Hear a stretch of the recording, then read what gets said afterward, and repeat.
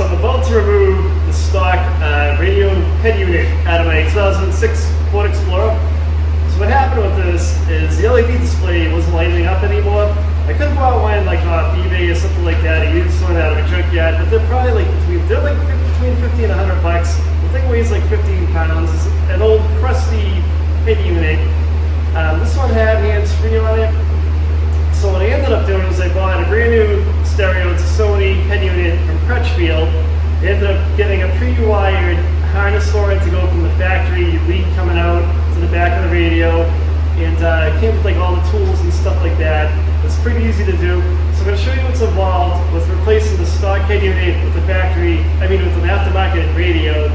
And I'll show you all the different steps along the way and what you might run into while you're replacing it. Let's get rolling on this. Before we get started, remember to subscribe to the channel, ring the bell, and subscribe to all of our notifications. That way you'll get a heads up when we upload a new video. So here are all the goodies that I bought from Crutchfield. They bought a Sony deck. It has Bluetooth, hands-free, all that great stuff. So the truck right now doesn't have hands-free. It's actually my kid's truck, and it'd be kind of nice to have them have hands-free so both hands are on the steering wheel. And if we call them with something like that, it's not as much of a distraction. So I purchased this. One of the great things about Crutchfield is that I was able to buy a pre-wired harness for this radio to go into the factory harness. So the ends are already all made up. They already pre-wired it for me. So basically I should just have to plug in both ends, and I don't have to snip any wires and solder and add on ends or any of that happy fun stuff. So this should make the installation a lot easier. At the time of this video, this was like 25 bucks to have it pre-wired for you, which in my mind is well worth the money. It also gave me an antenna for the radio. So it's a cable that hooks in back of the deck, and it plugs right into the factory antenna. Here are some tools that I got with it, some trim tools to help remove the console and things like that. And here is a new bezel that I got. So we'll be using this one right here. It did come with two in case you have like a bigger display or something. So be able to put the radio in there, and then you have like a little bit of storage space underneath. So let's tackle this job, and I'll show you what to expect. So the first thing you're gonna have to do is under the center console right here, there are two screws. There's one here, and you're gonna have to remove those two screws to take the center console out right here. And you're gonna need either a 7mm will work or a 9/32 socket with a little bit of an extension, and I'm using like a core drive ratchet right there. So let's zip these off.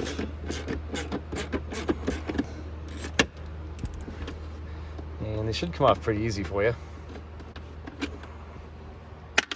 I'll put them in here so we don't lose them.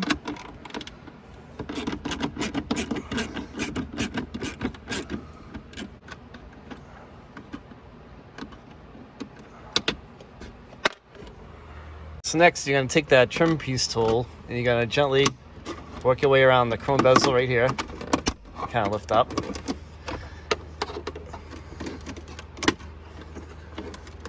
And these tools are made to be a little more gentle on trim than a screwdriver would be.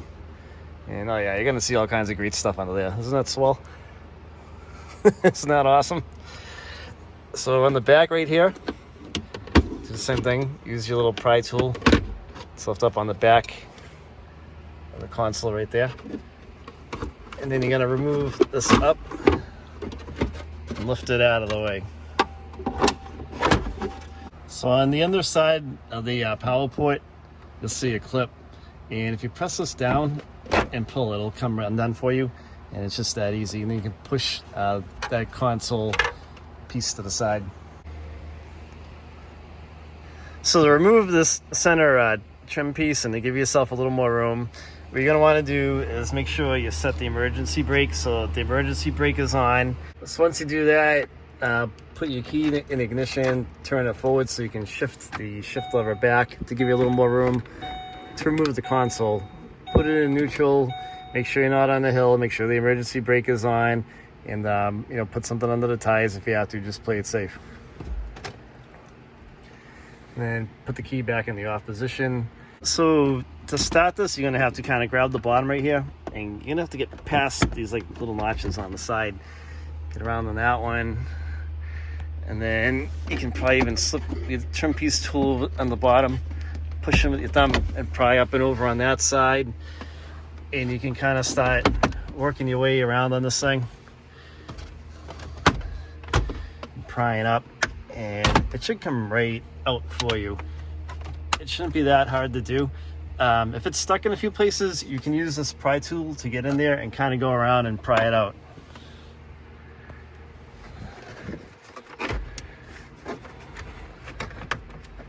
Okay, so once we have this whole trim piece loosened up, I kind of swung it out of the way. If you need a little more room, some of these little ends on the back have little clips that hold them in, like this one right here. If you pry this down, you can undo this and pull it out. There's one in the middle. If you push down on this, you can pull that out. You can swing it a little more. I should have enough room here to take this radio out and put the aftermarket one in. I guess from what I've been told, this is like an airbag light right here. Don't undo that because it could trigger the airbag light, and you may have to go like to the dealer or something like that and turn it off. So we're going to leave that alone. There's 4 screws in here. We're going to tackle these, take these out so we can slide out the head unit. These bolts right here are 9/16, so we're going to take these out.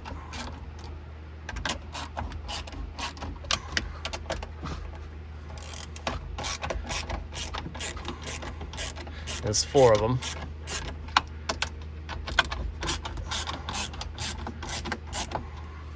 So these should come out pretty easy for you.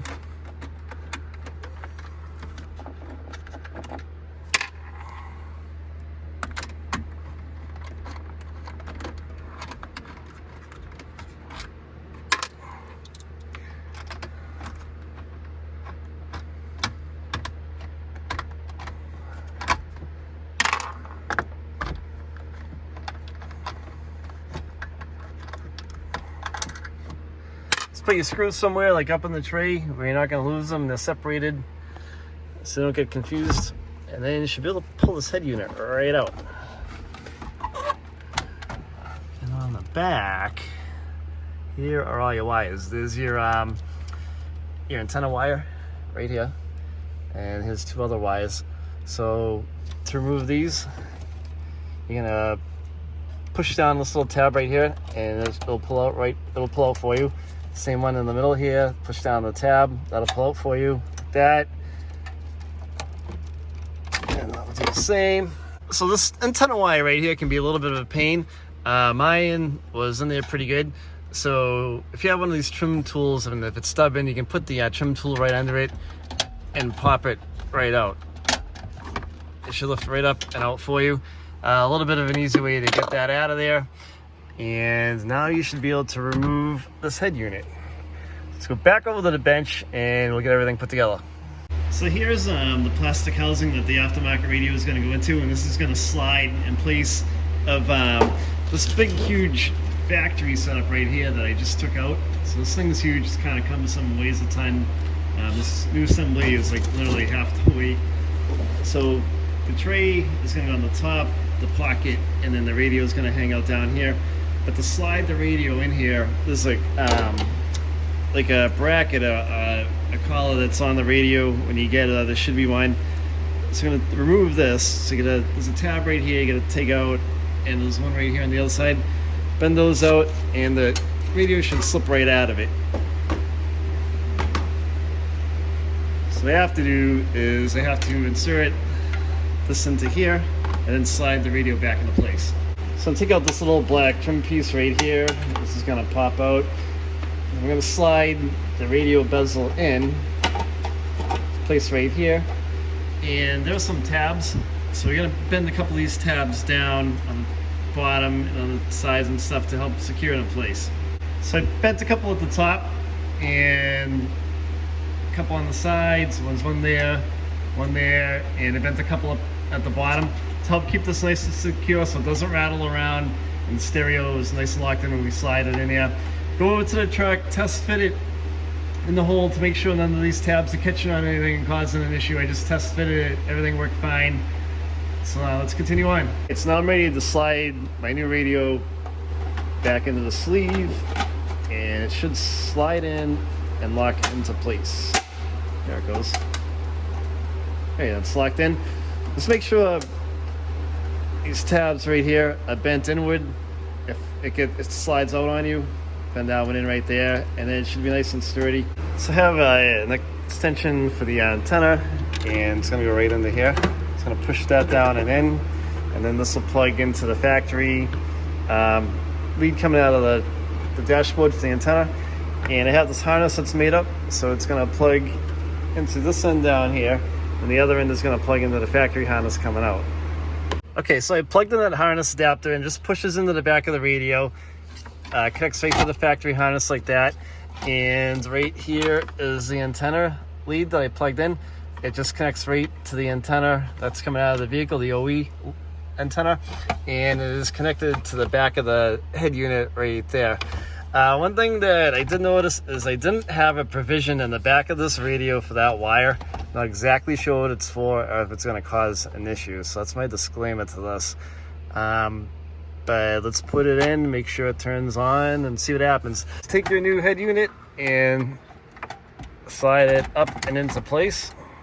Turn the power on in the truck and make sure everything works correctly. I just tested the speakers out. Everything works fine in the truck as it should, and I know I'm getting power to it. The radio seems to work fine, so make sure you test it before you start to put everything back together. I just can't play the radio because of the whole YouTube and royalty thing. It's kind of a pain. Okay, so going back together, put in place and tighten up your 4 9 30-second screws. Make sure they're snug. You don't want to crank down on them and break any of the, plastic trim. I'm going to go around and just snug them up a little bit till they start to catch pretty good. And then I'm going to go around again and retighten them. Alright, so that one's pretty good. And then that one's pretty good. This one's good here. This one's good. Right? So I put the truck in park. I'm going to have the emergency brake on. I'm going to take it back out of park so I have some more room to swing this trim panel into place. Okay, so I'm going to catch the top first and go around the sides. Make sure there's no wiring poking out that you're going to catch. Make sure everything's nice and tucked in there and in its place. So that all looks to be pretty good. So when you're putting the middle bezel piece back, push the top into place. It's going to pop out on you a little bit. Push the bottom into place, let it snap in. And then you may need to readjust the top a little bit by pushing that back into place.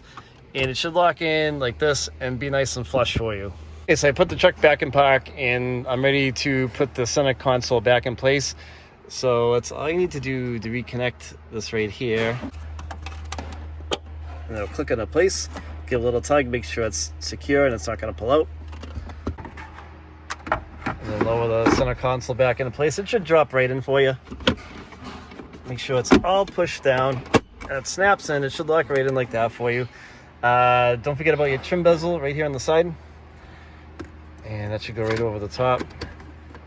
And that should snap into place for you as well. You can hear it. And then there's 2 more screws on the back right here, and those are your 9 30-second screws, and I had put mine right down in here. Alright, I'm going to zip these on my 1/4-inch drive. Put that side, one over here. So I'm done. That's all I needed to do. It wasn't that hard. You should probably be able to do this in probably like an hour and a half. I kind of took my time with it. Got everything from Crutchfield, made it super easy to swap that old factory radio out and put my new aftermarket one in. Hope you guys enjoyed the video. If you have a comment, leave a question in the comment area and we'll reply back to you. Don't forget to subscribe to the channel. Thanks for watching.